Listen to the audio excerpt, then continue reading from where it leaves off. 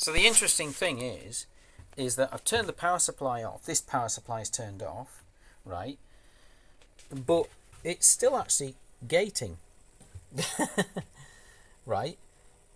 And this is interesting because we're getting an actual swing, voltage swing now on the output, which is also interesting considering there shouldn't be anything there.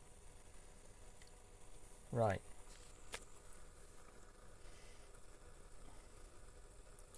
Yeah, it returns though, doesn't it? Look, you can see it. Right. But you can see how we're getting the signal. Oh dear. We're getting the gating on both sides.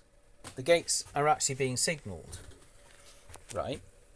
So I'm trying to understand where my damn circuit has gone wrong. There we go. Right, but the giveaway is the light's still on, isn't it? Look. Yeah. So that's turned off. Right. The light is still on the power pack. So this is getting power to that rail from somewhere.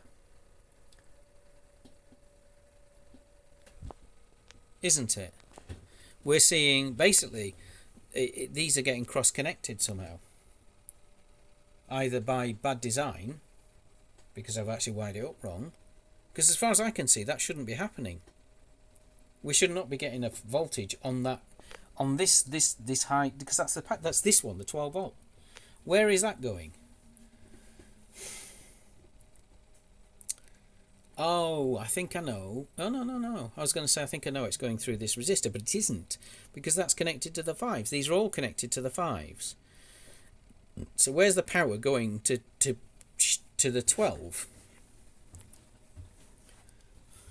I don't get it. I think I need to check my circuit because I think I've got the circuit wrong somewhere. Yeah.